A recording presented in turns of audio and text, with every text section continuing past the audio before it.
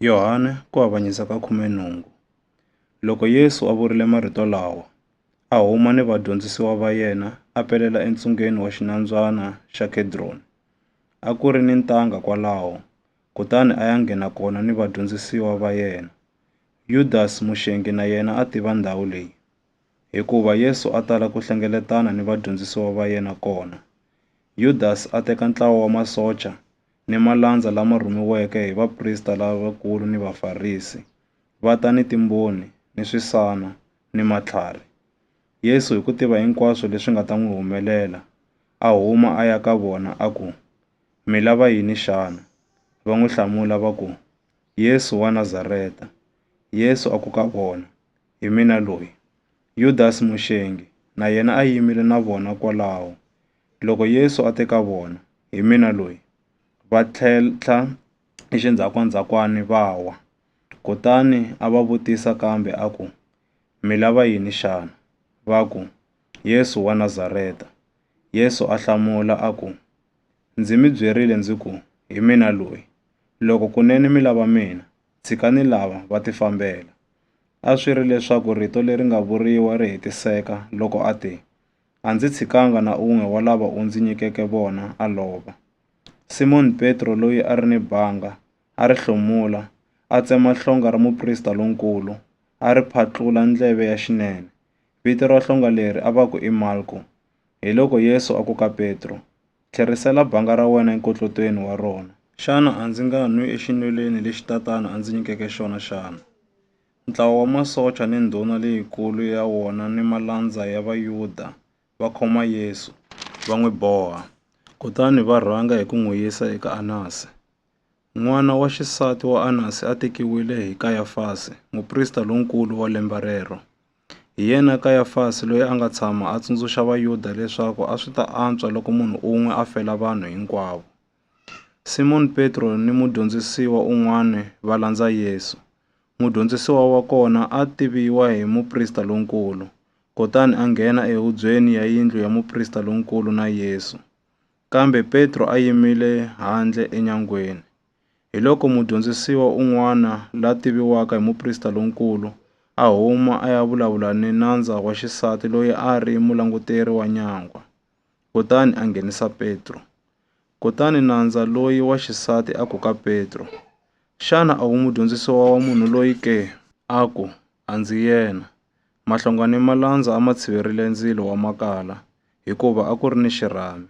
Kutani a va ri karhi va tinyawusa, na yena Petro a yimile na vona a tinyawusa. Anasi muprista lonkulu a vutisa Yesu hi ta vadyondzisiwa va yena ni ta ku dyondzisa ka yena. Yesu a n'wi hlamula a ku, "Ndzi vulavurile erivalweni emahlweni ka vanhu hinkwavo. Ndzi dyondzisile minkarhi hinkwayo emasinagogeni ni le tempeleni, laha Vayuda hinkwavo va hlengeletanaka kona. A ndzi vulanga nchumu exihundleni. Hikwalaho ka yini u vutisa mina? Vutisa lava tweke leswi ndzi nga va byela swona. Na vona va swi tiva leswi ndzi swi vuleke." Loko Yesu a vurile sweswo, un'wana wa malandza loyi a yimile kwalaho, a ba Yesu hi mpama a ku, "Xana hi rona hlamulelo ra wena eka muprista lonkulu xana?" Yesu a n'wi hlamula a ku, "Loko ndzi vulavurile hi ku hoxa, komba ku hoxa koloku. Kambe loko ndzi vulavurile hi nawu wa kona, u ndzi bela yini xana?" Kutani Anasi a n'wi rhumela a bohiwile eka Kayafasi, muprista lonkulu loyi un'wana. Simoni Petro a yimile a ri karhi a tinyawusa. Va ku ka yena, "Xana na wena a wu un'wana wa vadyondzisiwa va yena ke?" Yena a kaneta a ku, "A ndzi yena." Un'wana wa mahlonga ya muprista lonkulu, xaka ra loyi Petro a n'wi tsemeke ndleve a ku, "Xana a ndzi ku vonanga wena entangeni u ri na yena ke?" Petro a engeta a kaneta, "Hi nomu lowu, ku wu ringa." Kutani va suka na Yesu eka Kayafasi va n'wi yisa endlwini ya vuhosi. A wa ha ri mpundzu swinene. Vona hi voxe a va nghenanga endlwini ya vuhosi, ku endlela leswaku va nga tinyamisi va ta kota ku dya nkhuvo wa Paseka. Hikokwalaho Pilato a huma, a ya ka vona, kutani a ku, "Xana mi hehla munhu loyi hi nandzu wihi ke?" Va hlamula va ku ka yena, loko munhu loyi a nga dyohanga a hi nga ta n'wi nyiketa eka wena. Pilato a ku ka vona, n'wi tekeni n'wina, mi ya n'wi avanyisa hi nawu wa ka n'wina. Vayuda va ku ka yena, nawu a wu hi pfumeleli ku dlaya munhu. Leswi a ku ri ku hetisa rito leri Yesu a tshamaka a ri vula loko a fanisa rifu leri a nga ta fanela ku fa ha rona. Pilato a tlhela a nghena endlwini ya vuhosi, a vitana Yesu a ku ka yena, xana hi wena hosi ya Vayuda ke? Yesu a hlamula a ku, xana leswi u swi vulaka swi huma eka wena kumbe u lo byeriwa hi munhu un'wana ke? Pilato a hlamula a ku, xana ndzi Muyuda mina ke? Vanhu va ka n'wina ni vaprista lavakulu hi vona va ku nyiketeke ka mina. U endle yini xana? Yesu a hlamula a ku, mfumo wa mina a hi wa misava leyi. Loko a wu ri wa misava leyi, malandza ya mina a ma tala leswaku ndzi nga nyiketiwi eka Vayuda. Kambe hi laha swi nga ha kona, mfumo wa mina a hi wa laha hansi.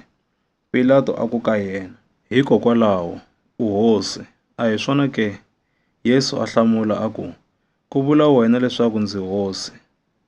Leswi ndzi velekeriweke swona ni leswi ndzi nga tela swona laha misaveni, i ku ta ndzi ta veka vumbhoni ehenhla ka ntiyiso. Un'wana ni un'wana la nga wa ntiyiso, u yingisa rito ra mina. Pilato a ku ka yena, ntiyiso i ncini? Loko a vurise sweswo, a huma kambe a ya eka Vayuda, a ku ka vona, a ndzi voni nandzu ni wun'we eka yena. Kambe mi ni ntolovelo wa leswaku ndzi mi tshunxela munhu un'we hi nkarhi wa Paseka. Xana mi lava leswaku ndzi mi tshunxela hosi ya Vayuda ke? Va hlamula hi ku huwelela va ku, ku nga ri munhu loyi, kambe Barabasi. Kambe Barabasi a ri xigevenga.